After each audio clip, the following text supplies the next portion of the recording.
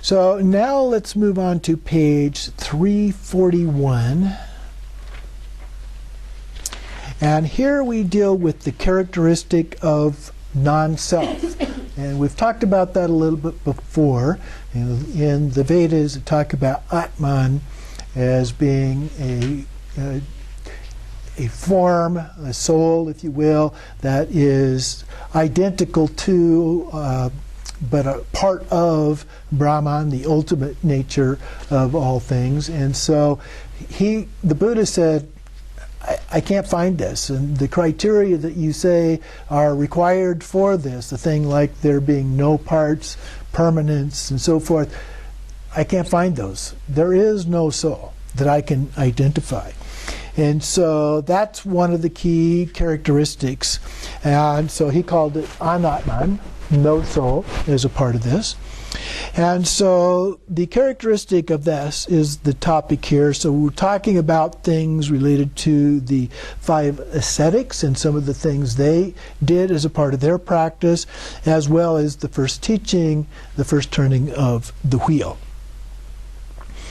Thus I have heard, the Blessed Buddha was dwelling at Varanasi in Deer Park, and the Blessed One addressed the monks of the group of 5. So these are the 5 ascetics. And we talked about those before, but you recall before when he gave the teaching on the first turning of the wheel, he didn't talk at all about the characteristic of non-self. So here is where this gets picked up in a different location. So monks, form is not in self. If form were self, this form would not lead to affliction. It would be possible to determine form. But because form is non-self, form leads to affliction. And it is not possible to determine form. Feeling is non-self. Perception is non-self. Volitional formation are non-self. Consciousness is non-self.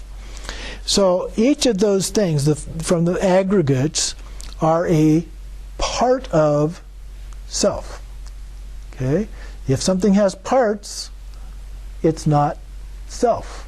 Okay? So see the logic that he's using in defining this. So then he goes on, if it were self, this would not lead to affliction. So what do you think, monks, in the next paragraph? Is form permanent or impermanent? This is one of the other characteristics. Self has to be permanent. And so is it or is it not?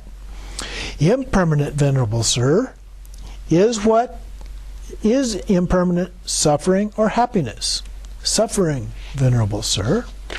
And so then continuing on the next page, the second paragraph there, therefore monks, any kind of form whatsoever, whether past, future, or present, internal or external, gross or subtle, inferior or superior, far or near, all form should be seen as it really is with correct wisdom thus. This is not mine, this is I am not, this is not myself. Okay? And then he goes through the same thing with the other aggregates, with feeling, perception, and so forth. And any kind of volitional formations as well that are formed out of that. And then consciousness. So all these should be seen as it really is with correct wisdom thus. This is not mine, this I am not, this is not myself. So when we recognize those things, that is non-self. Seeing thus, monks, the instructed noble disciple becomes disenchanted with form, feelings, perception, volitional formations, and consciousness. Becoming disenchanted, he becomes dispassionate. Through dispassion, his mind is liberated. When it is liberated, there comes the knowledge it is liberated. He understands, destroyed is birth, spiritual life has been lived, what had to be done has been done. There is no more coming back to any state of being. Okay, so you have reached nirvana. And then at the very end of the next paragraph there, the minds of the monks of the group of 5 were liberated from the taints by not clinging. Okay? Let's go to page 346 then. Pardon? Section, Well, it's called burning. Burning. It's by way of the 6 sense bases, and then the second one is burning. This is the fire sermon, one of his more well-known sermons. And so here, on one occasion, the Blessed One was dwelling at Gaya, together with 1,000 monks, where the Blessed One addressed the monks thus: "Monks, all is burning." And what, monks, is the all that is burning? The I is burning. Forms are burning. I consciousness is burning. I contact is burning. And whatever feeling arises as a condition, whether pleasant or painful, neither painful nor non-pleasant, that too is burning. Burning with what? Burning with the fire of lust, hatred, and delusion. Burning with birth, aging, death, sorrow, lamentation, pain, dejection, and despair, I say. So these are the same things basically that we have been going through, but just expressed in a slightly different way, with this idea of being a form of fire that is burning. And so that, to some extent, is the explanation of suffering. It's like a sense of burning that is uncomfortable, that we don't like, that we want to get rid of. So then he goes through some other ones in the next paragraph, and then continues in the one following that. "Seeing thus, monks, the instructed noble disciple becomes disenchanted with the I, with forms, with I consciousness, I contact, feeling that arises as condition." And then he goes through the other ones as well. So becoming disenchanted, he becomes dispassionate. Through dispassion, his mind is liberated. When it is liberated, there comes the knowledge it is liberated. He understands, destroyed his birth. The spiritual life has been lived. What has to be done has been done. There is no more coming back to any state of being. So if you look at those are basically the idea of being detached, at least to some degree, of detached from these things. It doesn't have to be a complete shutting off of all things, all experiences, but you step back a little bit from those. Okay? So sometimes uses the term lust in the sense of a really strong desire for something. So it's not saying there's no desire at all, a complete abandonment, but that the strong desire is gone, and so there's just that. There's still the desire, for example, for enlightenment. So we're not cutting everything off. We still have to eat, we still have to take care of ourselves and those kind of things, and that's all right. It's the extremes that are the problem in either direction. So the last paragraph then, this is what the Blessed One said. "And while this discourse was being spoken, the minds of the 1,000 monks were liberated from the taints of non-clinging." So in some cases, people attained liberation very quickly and easily from these teachings.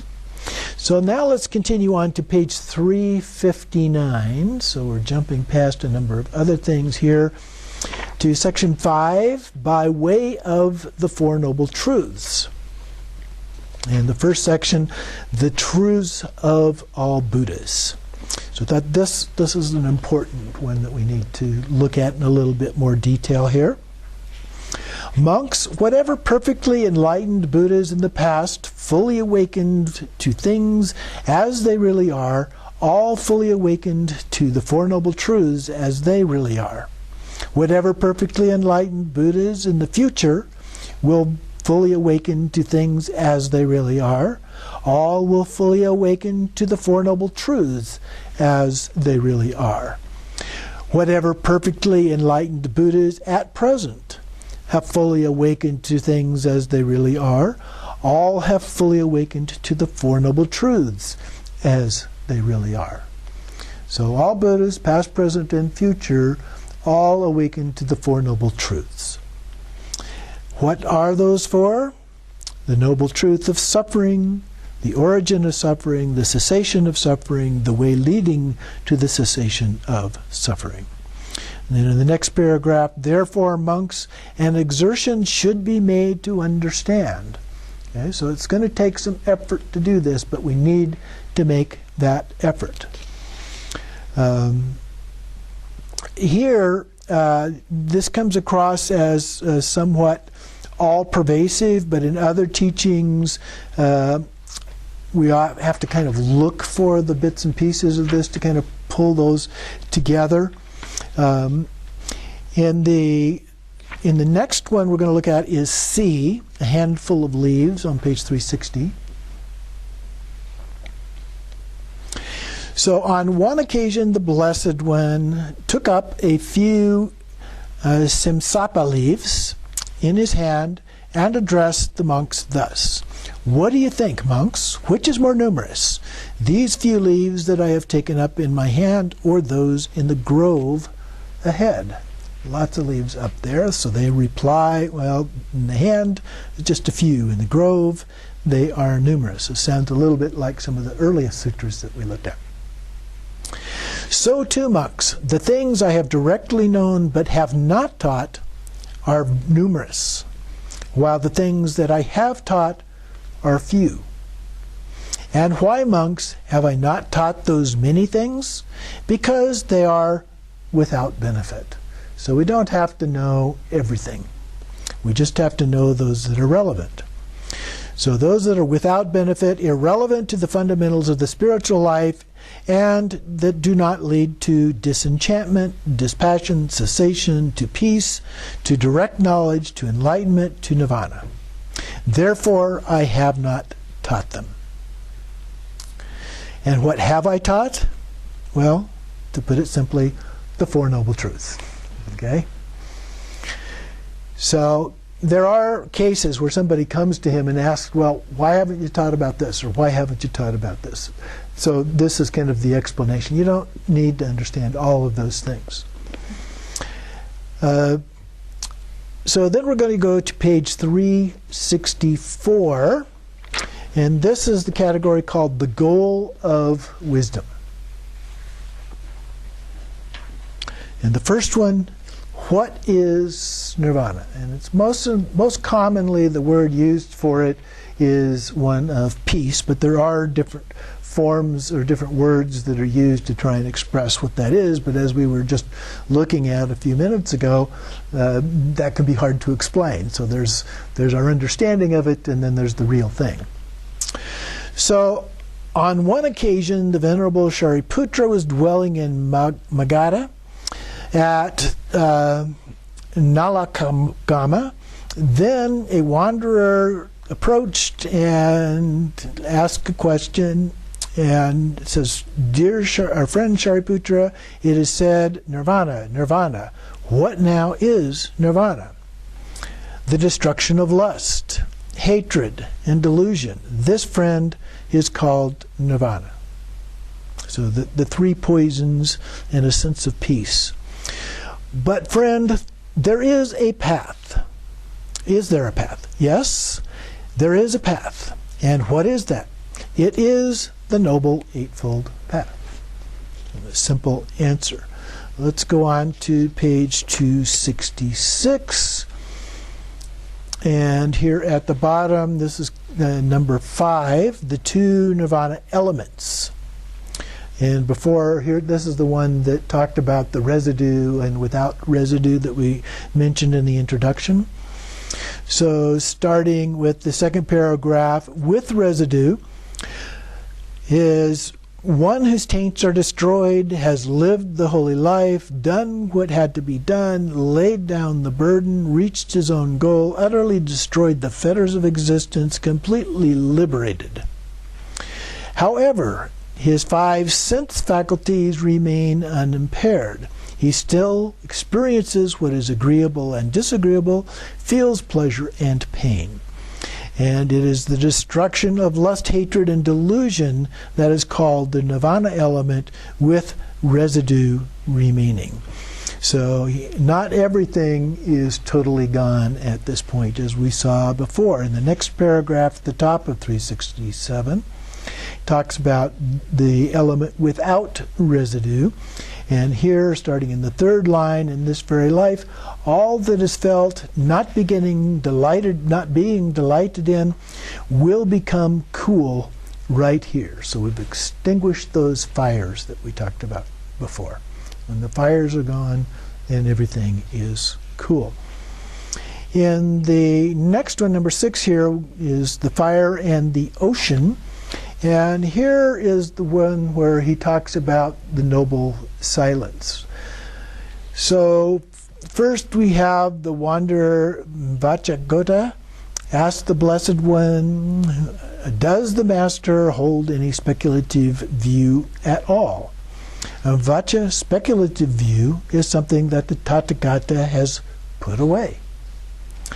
And then down toward the bottom of that paragraph, with the destruction, fading away, cessation, giving up, and relinquishing of all conceiving, all rumination, all I-making, mind-making, and the underlying tendency to conceit, the Tathagata is liberated through not clinging.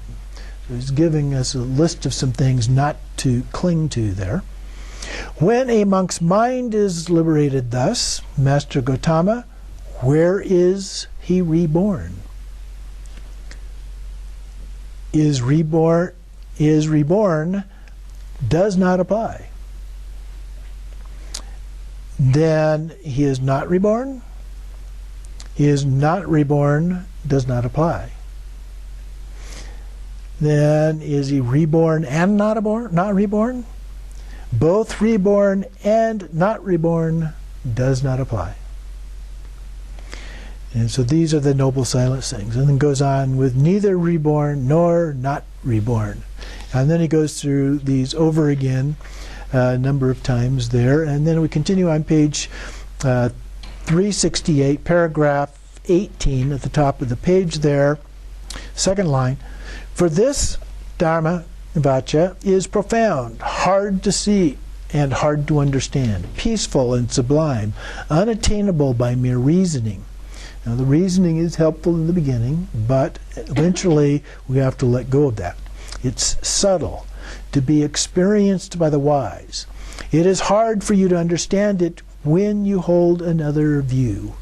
And that's real common. It's very easy to stay attached to the views that we had previously for one reason or another. Accept another teaching, approve of another teaching, pursue a different training, and follow a different teacher. So all of those things can become barriers to us in truly understanding the Dharma. And then there's another conversation here where it kind of goes back through that again.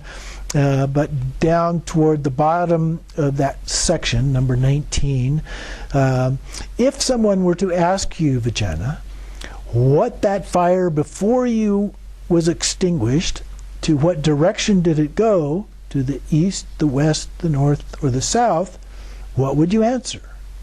That does not apply, Master Gautama. When that is used up, if it does not get any more fuel, it is reckoned as extinguished. So number 20.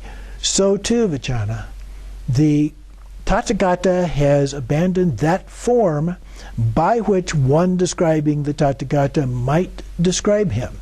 He has cut it off at the root, so that it is no longer subject to future arising. And so then there's a bunch of different things here. It goes through that list of questions. This does not apply, that does not apply, and so forth. And this is abandoned, that is abandoned, and so forth.